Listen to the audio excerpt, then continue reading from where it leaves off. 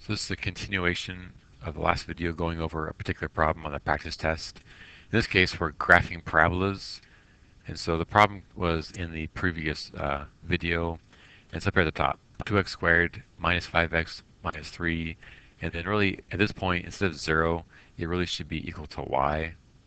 But we wanted it to get standard form was kind of the point there. So y is fine. Now to graph this thing, there are many graphing techniques for parabolas. The one suggested here is to just use an XY table, to be honest. So let's go ahead and use an XY table.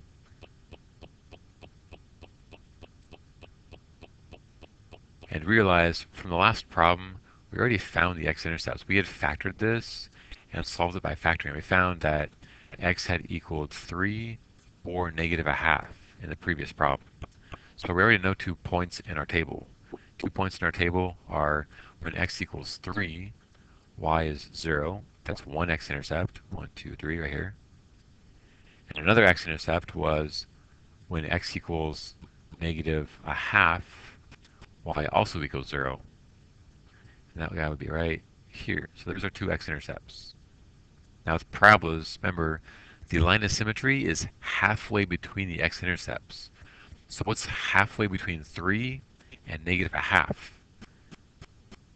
I'm going to do this the average way. So add 3 plus negative a half, then divide by 2. That'll find the average of 3 and negative a half. So this would be 3 minus a half is 2.5.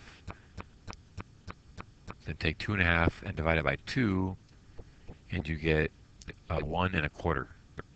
So the line of symmetry is at kind of a weird spot here. I'll put it in red. At 1.25 is the line of symmetry. So right here, 1 and 1/4 more. So here's our line of symmetry.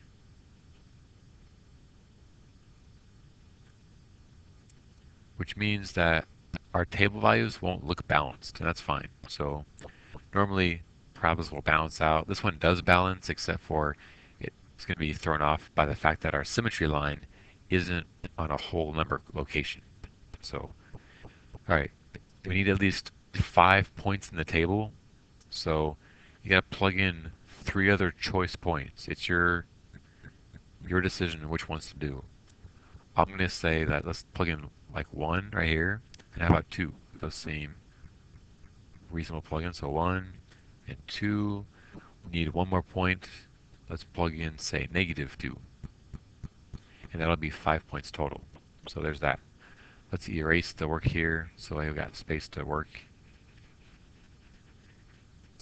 Alright, it is time for plug and chug.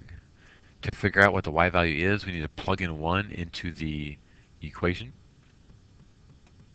And here we go. Okay, same technique as with quadratic formula. Just put blank parentheses. 2 times something squared minus 5 times something, and then minus 3. That will equal the y value.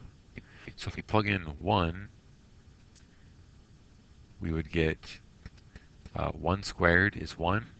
1 times 2 is 2. -5 times 1 is -5, and minus 3.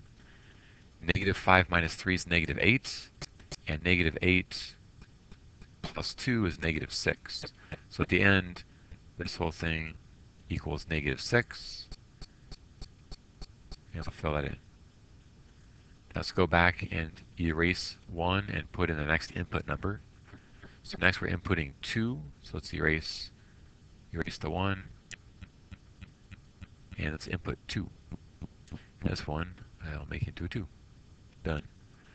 So inputting 2, 2 squared is 4, 4 times 2 is 8.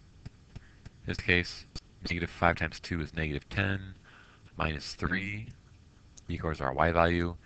-10 minus 3 is -13, and then 8 minus 13 equals -5. So in this case, we have -5 right here. And then final number to plug in will be -2. Let's erase once more. So we plug in -2. which is pretty convenient for me because I just need to put a negative right here. Right. Negative 2 squared is positive 4, then 4 times 2 is 8. In this case, negative times negative is positive, so we have positive 10, still minus 3, equals our y value. I'll do it this way this time. 8 plus 10 is 18, and 18 minus 3 is 15. And so the y value is 15 when x equals negative 2. And let's graph that one. Negative 2. Let's just graph all these. So this one's been graphed. Check. That's been graphed. Check. I didn't graph 1, negative 6 yet. So let's graph 1, negative 6 over 1, and then down 6. 1, 2, 3, 4, 5, 6 right here. Let's graph 2, negative 5. Left 2 and down 5 should be here. And then finally, whoops, sorry, I graphed the wrong spot.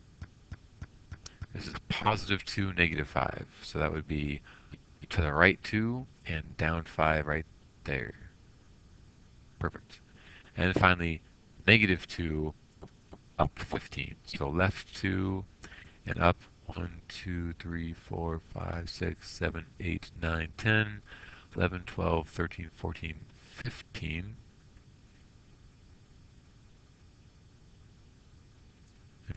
Amazing. And there's our parabola. So if you want to add the balance points, this has to bounce across and it'll be right around here. This point has to bounce across, and I'm not being accurate, but I'm just somewhere around there would be a bounce point. And the vertex, we didn't ever graph the vertex, honestly. It's something like this point would be on the other side of the mirror, and the vertex is down here, just barely below the other two there. So here's our parabola. It's very, very skinny because the a coefficient, wow, it's pretty hard to draw on the tablet actually. But since we had a 2x squared, the parabola is twice as skinny as it would otherwise be. So there's graphing parabolas, and the last problem will be next video. Alright, thanks for watching.